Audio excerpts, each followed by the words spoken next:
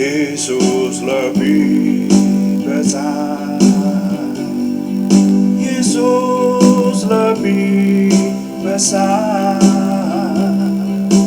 di dalamku, di dalamku.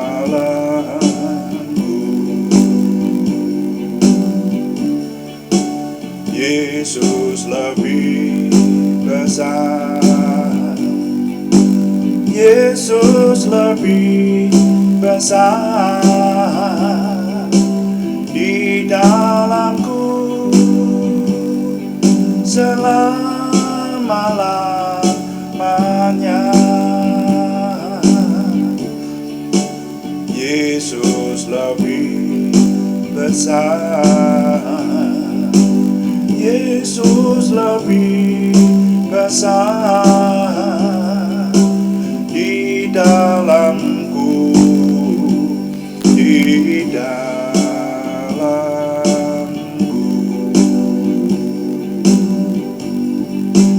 Yesus lebih besar, Yesus lebih besar di dalamku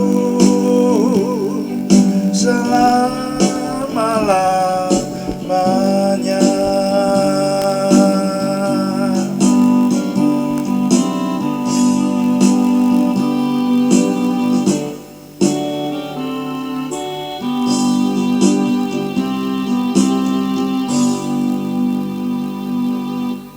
Bapa, kami mengucap syukur untuk malam hari ini. Tuhan memberkati kami, dan kami menyerahkan doa malam hari ini terus dalam pimpinan Tuhan, sehingga semua yang kami kerjakan ketika kami menyembah, memuliakan Tuhan, kami merenungkan firman Tuhan, maupun kami melayani Tuhan dengan doa, semuanya menjadikan nama Tuhan dimuliakan. Ketika nama Tuhan kami muliakan seperti yang Tuhan janjikan, kami Tuhan berkati. Terima kasih Bapa, kami mengucap syukur. Dalam nama Tuhan Yesus Kristus kami berdoa. Haleluya. Amin. Selamat malam Bapak Ibu Saudara sekalian yang sudah bersama dengan kita di sini dalam doa malam hari ini. Doa malam melalui online ini diadakan secara iman Kristiani dengan dasar keyakinan kepada Tuhan Yesus Kristus, Yeshua HaMasyiah, Isa alaihi salam, Juru Selamat dunia, Imam Besar Agung kami. Dan firman Tuhan yang didokumentasikan dalam kitab suci Perjanjian Lama serta Perjanjian Baru menjadi pegangan kami, menjadi pegangan kita sekalian. Saudara-saudara, doa malam itu dimaksudkan sebetulnya menjawab pertanyaan. Karena itu kalau saudara memiliki pertanyaan rohani yang kami bisa menjawab, kirimkan kepada kami dan kami akan mencoba menjawabnya melalui doa malam. Jadi menjadi tema-tema seperti yang sudah ya, menjadi tema dalam doa malam kita. Kecuali itu juga kita seringkali menggunakan kesempatan doa malam ini untuk mencermati zaman ini.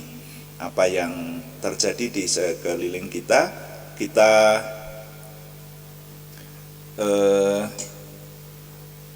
cermati dengan firman Tuhan sehingga kita tidak salah langkah.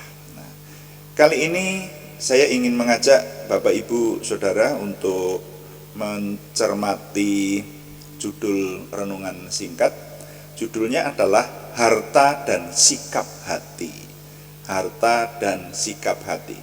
Nah, kita baca lebih dahulu Lukas pasal 12 ayat 34, ini pernyataan Tuhan Yesus. Jadi satu perikop itu yang terdiri dari Lukas pasal 12 mulai ayat 22 sampai ayat 34, ini satu perikop. Nah, perikop ini diakhiri dengan pernyataan Tuhan Yesus yang berkata demikian. Saya baca untuk kita sekalian. Firman Tuhan, karena di mana hartamu berada, di situ juga hatimu berada.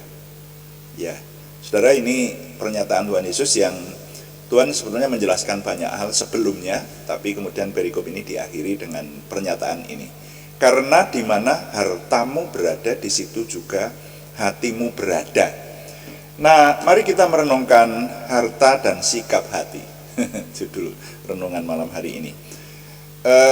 Kita merenungkan dulu tentang harta. Apakah yang disebut harta, saudara?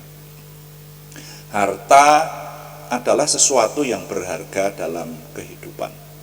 Jadi hidup seseorang itu merasa memiliki harta itu kalau dia memiliki sesuatu yang dianggap berharga. Nah, sesuatu yang dianggap berharga itu umumnya barang, tapi juga bisa bukan barang, saudara ya. Karena ada orang yang berkata nyawa kita adalah harta kita paling berharga, ada orang yang berkata seperti itu, kan gitu. Tetapi pada umumnya yang disebut harta itu bisa berupa barang, misalnya ya rumah, tanah, kemudian dengan segala isinya, mobil, motor, ya, emas, permata, bisa berupa uang, bahkan bisa berupa keluarga. Itu juga harta, saudara. Keluarga itu harta, ya. Jadi seperti Yakub mengaku bahwa dia pergi dengan hanya membawa pakaian dalam tubuhnya dan sedikit bekal, tapi kemudian dia pulang ke tanah kelahirannya dengan diberi anak cucu yang banyak. Nah, itu hartanya Yakub. Nah, jadi keluarga bisa harta. Nah, tapi yang sering yang populer ya dianggap sebagai harta itu biasanya emas atau uang. Nah, kalau tentang uang ini bagaimana orang menyikapi saja ya, karena uang itu bisa dianggap sebagai harta, tapi juga bisa dianggap sebagai sarana, saudara. Ya, konon ya berkali-kali saya sampaikan ini pemahaman saya dari ilmu manajemen, katanya orang kalau lahir dari keluarga miskin, saudara, itu cenderung menganggap uang itu sebagai harta. Jadi uang itu disayang-sayang begitu, dikumpul-kumpulkan begitu, itu sebagai harta. Harta yang harus dipertahankan, seperti itu. Tapi kalau orang yang lahir di keluarga berada, maka menganggap uang itu sebagai sarana. Jadi uang dipakai untuk mencapai sesuatu. Nah, jadi uang itu luas, makanya harta yang paling luas dipegang itu uang, saudara. Lalu di sana tadi firman Tuhan berkata, karena di mana hartamu berada, di situ hatimu berada. Nah, ini kan Tuhan Yesus ingin mengajarkan kepada kita tentang sikap hati, saudara. Bagaimana sikap hati kita terhadap dunia ini. Nah, sikap hati ini ternyata kecenderungan manusia menurut Tuhan Yesus, menurut firman Tuhan ini. Dan ternyata ini juga terjadi di alam kenyataan zaman sekarang, di mana harta berada, di situ hati berada. Saya memberikan contoh harta yang tampak ya, barang baru. Coba, saudara memiliki barang baru, katakanlah misalnya apa ya, baju baru, mulai dari yang ringan-ringan saja, baju baru, gitu aja. Wah, kita punya baju baru yang lama diinginkan, belum bisa membeli, kemudian bisa membeli. Itu waduh, itu wah, hatinya berada di situ. Jadi senang terhadap baju baru itu, memakainya senang, lalu mencucinya aja cukup hati-hati. Ya kalau mencuci baju batik semacam ini, saya mencucinya pasti tidak di mesin cuci, saya cuci dengan sabun khusus, gitu, saudara ya. Jadi ini baru baju. Nah, belum lagi ada hal-hal yang lebih berharga lagi, katakanlah misalnya mobil atau sepeda motor gitu, baru loh, baru. Coba bayangkan, saudara-saudara pasti pernah punya pengalaman semacam itu. Barang itu kalau baru, itu suka melihat, suka ya. Dulu saya ingat, pertama kali saya bisa membeli sepeda motor, itu sepeda motor second, saudara. Sepeda motor second, kemudian saya lengkapi, bagian yang tidak lengkap saya belikan supaya jadi lengkap, kemudian saya catkan, catnya baru. Itu saudara, ya ini jujur aja, maka memandang sepeda motor itu senang sekali saya, senang sekali memandang itu, apalagi mencobanya, kemudian keliling kampung seperti itu, nanti sampai di rumah itu masih dilap begitu ya, dilap lalu ya pokoknya begitulah. Jadi karena barang lama sebetulnya, tetapi dicat baru, lalu diperlengkapi dengan ratingnya yang tadinya tidak ada, dicarikan supaya ada. Nah itu hatinya di situ, terus terang saja begitu. Dan saya merasa kecenderungan semua manusia seperti itu. Jadi kalau punya barang baru itu hatinya ada di situ, saudara ya. Nah, apalagi barang-barang yang merupakan perhiasan atau barang-barang yang pada akhirnya merambah kepada barang-barang yang berharga gitu. Wah, itu senang sekali. Ibu-ibu yang beli gelang baru, ya perhiasan baru, wah itu kan seneng gitu, hatinya ada di situ. Ya, memang lama-lama itu bisa luntur, lama-lama hatinya tidak kepada barang baru itu. Tapi ini hanya sebagai contoh. Ketika orang memiliki barang baru itu, saya suka busana, dan busana daerah itu saya suka juga ya. Jadi saya senang dengan perlengkapannya yang namanya keris. Wah, jadi saya pernah membeli keris yang sedemikian rupa, lalu diganti-ganti tadi. Jadi pegangannya itu ya, yang disebut ukirannya diganti yang lebih bagus. Lalu bagian dari keris itu yang disebut warongko, ya, kerangka itu warongko, itu diganti dengan yang lebih bagus. Wah, jadi memandang gitu. Saya sambil tidur aja saya pegang-pegang. Itu hatinya di situ, saudara. Ini saya rasa siapapun pernah mengalami. Jadi harta kesayangan, yang namanya harta kesayangan itu hatinya tersedot di situ. Di mana hatimu berada, di mana hartamu berada, hatimu berada. Contoh yang sampai sekarang masih saya lakukan begini, saudara. Dalam doa pribadi saya selalu mendoakan rumah. Karena rumah itu adalah markas. Dan rumah itu perlu saya serahkan kepada Tuhan. Ya, jadi setelah mendoakan banyak hal, mendoakan keluarga, mendoakan anak cucu, mendoakan jemaat, mendoakan pekerjaan Tuhan, tapi tidak lupa saya menyerahkan rumah saya. Doa saya begini bunyinya: Tuhan, kami menyerahkan rumah pemberian Tuhan untuk Tuhan kuduskan, Tuhan kuasai, Tuhan pakai untuk kemuliaan nama Tuhan. Sudah, begitu. Maksud saya apa? Supaya rumah itu jangan sampai konslet kemudian terbakar. Loh, kalau nanti rumah terbakar, ijazah ikut terbakar, saudara. KTP ikut terbakar. Loh, saya pernah punya pengalaman orang tua kami. Ayah saya itu pernah rumahnya terbakar habis. Ayah saya kandung. Saudara. Waduh. Itu wah sengsara, saudara. Segala sesuatu lenyap. Sudah, harta yang ada di dalam rumah itu. Jadi saya pernah punya orang tua yang tempat tinggalnya terbakar habis. Semua harta yang ada di dalam rumah terbakar habis. Bapak sedang pergi merumput karena waktu itu pelihara kuda. Jadi hanya pakai celana pendek, tidak pakai baju, pulang dari merumput mendapati rumahnya sudah kerumuni orang banyak yang ikut memadamkan api itu dan habis ludes. Jadi bapak akhirnya pingsan karena hanya menggunakan celana pendek saja, saudara. Lalu akhirnya tetangga sekitar, saudara-saudara meninjau begitu, membelikan baju dan sebagainya itu. Makanya sampai catatan tanggal lahir anak-anak jadi kacau karena ikut terbakar itu.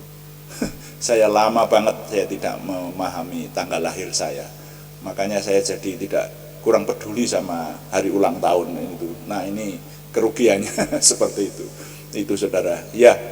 Nah rumah itu saya serahkan kepada Tuhan, akan artinya rumah berada di dalam hati saya ya.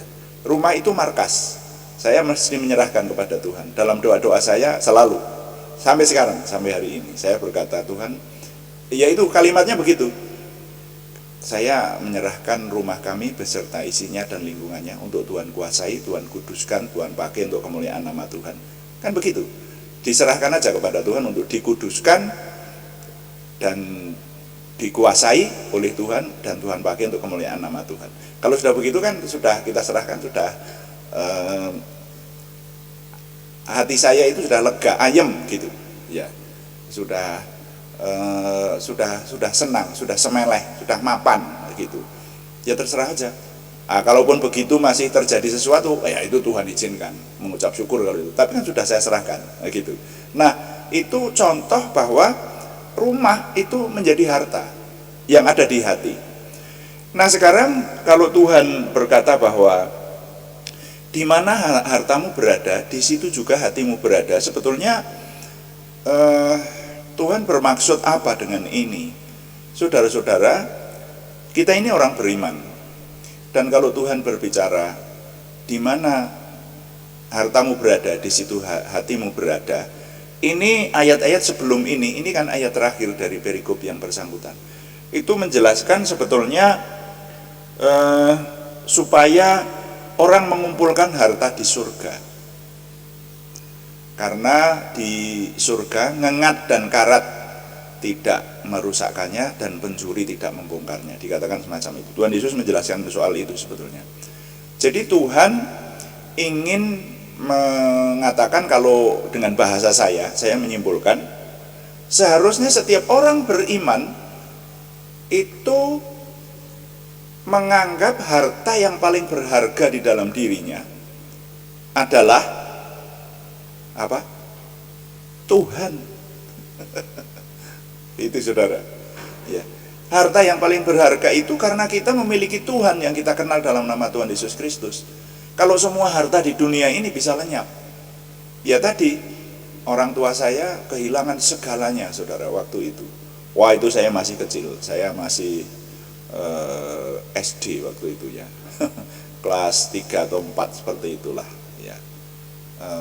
Ya SD ya, benar ya, sekitar itulah itu. Nah, jadi harta yang paling berharga seharusnya adalah Tuhan. Hanya begini, kalau menganggap harta yang paling berharga itu adalah Tuhan, itu tidak mudah. Karena ini berkaitan dengan iman. Nah, kalau orang percaya bahwa Tuhan itu ada, semakin imannya teguh, semakin imannya handal, orang baru bisa merasakan bahwa harta yang paling berharga itu sebetulnya Tuhan. Semuanya boleh diambil, tapi kalau Tuhan tidak boleh diambil dari hidupku. Nah, itu orang beriman berkata semacam itu. Tetapi orang beriman pun akan sangat dipengaruhi oleh kadar imannya.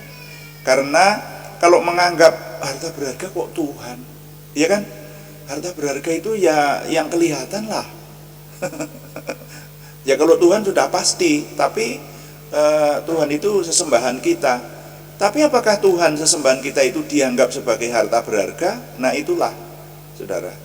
Ya, ini yang Tuhan Yesus maksudkan melalui perikop ini sebetulnya. Tuhan berkata, jangan mengumpulkan harta di dunia, sebab di dunia ngengat merusakkannya, karat merusakkannya, ngengat memakannya, dan pencuri membongkarnya. Kumpulkanlah harta di surga, di mana ngengat tidak memakannya,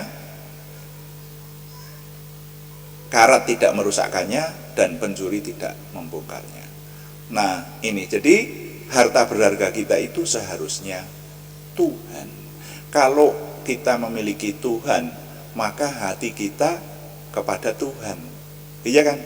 Nah itu sebabnya maka Rasul Paulus berkata, bagiku hidup adalah Kristus dan mati adalah keuntungan. Nah, itulah Bapak Gereja, ya, rasul yang kita ikuti teologinya, yang kita ikuti ajarannya, mengajarkan kepada kita. Nah, yang benar memang seperti itu, saudara ya. Bagiku hidup adalah Kristus dan mati adalah keuntungan. Wah, tapi ini berat, ini konsekuensinya berat. Hidup adalah Kristus, jadi apapun yang dilakukan sentralnya adalah Yesus Kristus, dan itu buktinya tidak semua orang beriman bisa melakukan, ya. Bagiku hidupku adalah untuk diriku sendiri, kan begitu. Yang lebih banyak manusia kecenderungannya semacam itu. Nah, tapi jangan lupa bahwa ada firman Tuhan yang mengingatkan ini. Karena itu yang paling pas saya boleh mengatakan, mari kita belajar supaya kita merasa bahwa harta kita yang paling berharga itu sebetulnya adalah Tuhan, ya. Karena semuanya bisa hilang, tetapi kalau kita punya Tuhan, kita masih ingat, masih diberi ingatan yang lengkap, masih eling begitu. Ada orang yang kehilangan segala sesuatu jadi gila, saudara. Tetapi kalau orang punya Tuhan, makanya Tuhan bisa memberikan segala sesuatu yang merupakan harta duniawi. Tetapi Tuhan tidak boleh hilang dari hidup kita.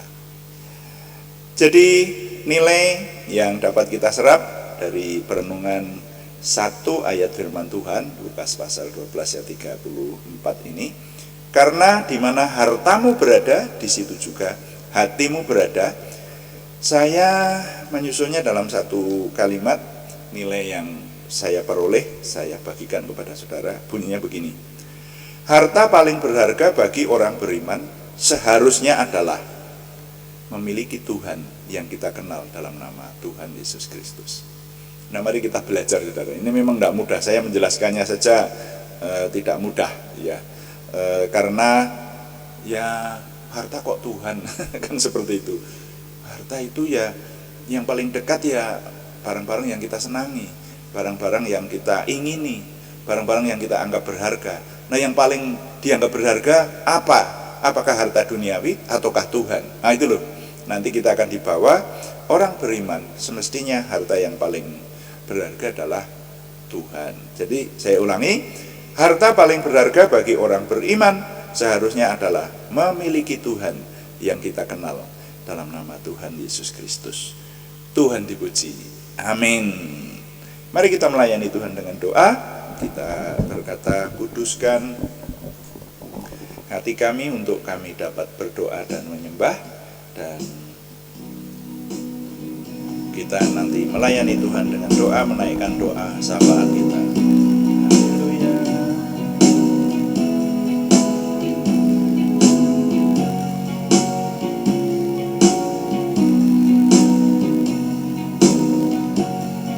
Kuduskan tempat ini untuk kami berdoa. Kuduskan hati ini untuk kami menyembah. Biar segala perkara ku serahkan padamu, Yesus. Dan Roh Kudus bekerja membimbing kami semua. Kuduskan tempat ini untuk kami berdoa. Kuduskan hati ini untuk kami menyembah. Biar segala perkara ku serahkan padamu, Yesus. Dan Roh Kudus bekerja membimbing kami semua. Kudus bekerja membimbing kami semua.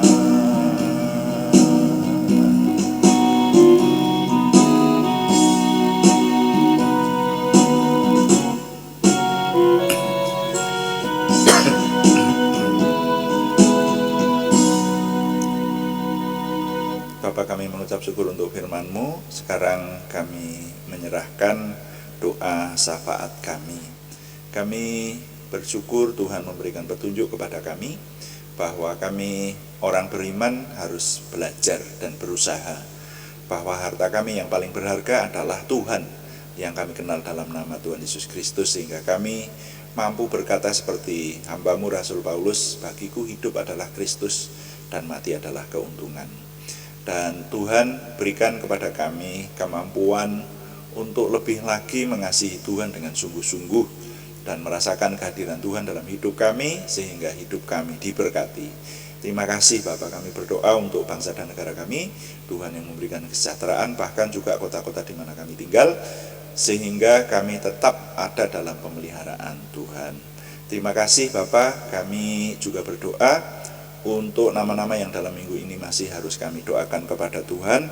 Kami ingin memanjatkan kepada Tuhan saudara-saudara kami yang memiliki pergumulan untuk kesembuhan, terutama ada yang sudah mengalami kemoterapi beberapa kali, ada yang menderita stroke, ada yang masih dalam penyelesaian terapi untuk mengatasi batu ginjal, ada anak yang pertumbuhannya belum sesuai dengan yang diharapkan, bahkan ada juga yang mengalami pembengkakan di bagian tubuh tertentu. Kami mohon dalam nama Tuhan Yesus Kristus Yeshua HaMasyiah, Tuhan memberikan kesempurnaan kesembuhan kepada saudara kami Arni Setiawati, saudara kami Budi Suswanti, saudara kami Yohanes Sutarman, semuanya di Purwodadi, kepada saudara kami anak Alek Giovanno Wibowo di Salatiga, saudara kami Cahyani Bagiowati dan saudara kami Siti Rondiah di Semarang, saudara kami Tunggur Baruhum Nainggolan di Kudus, dan bahkan kepada nama-nama yang belum kami sebutkan lagi tetapi yang bersama dengan kami mengharapkan kesembuhan dari Tuhan. Dalam nama Tuhan Yesus Kristus, Tuhan yang memberi kesempurnaan kesembuhan kepada kami semua yang berharap kepada-Mu ya Tuhan. Bahkan juga kami berdoa untuk pergumulan selain kesembuhan, yaitu pergumulan dari saudara kami Yohana Asri Sabtorini di Kediri dan saudara kami Warsiti di Purwodadi. Kami menyerahkan Tuhan yang memberikan jalan keluar, menjawab doa, terobosan baru, sehingga pertolongan Tuhan nyata atas kami. Kami menyerahkan semua yang kami kerjakan setiap hari, pemberian Tuhan, baik pekerjaan kami sehari-hari maupun pekerjaan pelayanan onsite maupun online, kami menyerahkan untuk Tuhan berkati, kami dapat menyelesaikannya dengan sempurna menuju kepada kesempurnaan Tuhan sendiri. Terima kasih Bapa, kami mengucap syukur dengan ini setiap hari Tuhan memberikan kepada kami semakin memiliki pengenalan akan Tuhan, percaya diri bersama Tuhan, antusiasme, optimisme, semangat dan bergairah menyambut masa depan kami untuk menang bersama dengan Tuhan. Terima kasih Bapa, kami mohon Tuhan yang menyempurnakan doa kami oleh pertolongan dan pimpinan Roh Kudus, karena semuanya kami persembahkan dengan mantap percaya dalam nama Tuhan Yesus Kristus Juru Selamat kami. Haleluya. Amin. Demikian doa malam hari ini saudara-saudara sekalian, dan kembali kami terus mengingatkan bahwa doa malam diadakan setiap hari pada jam 6 atau jam 18 waktu Indonesia Barat. Juga ada doa pagi yang diadakan setiap hari, hari Senin sampai Sabtu pada jam 5 pagi saudara. Kalau yang jam 5 pagi temanya berbeda, temanya merenungkan seluruh isi Alkitab. Oleh karena itu saudara yang setia bersama dengan kami, nanti kita akan khatam membaca dan merenungkan seluruh isi Alkitab saudara ya. Terima kasih kepada semua yang sudah mendukung, dan kami tetap mengharapkan dukungan Anda, setidaknya dukungan doa. Juga terima kasih yang belum memberikan subscribe, berkenan memberikan subscribe, like, komen, dan share, bagikan kepada teman-teman lain sehingga lebih banyak lagi yang diberkati bersama dengan kita. Selamat malam, Tuhan memberkati. Amin.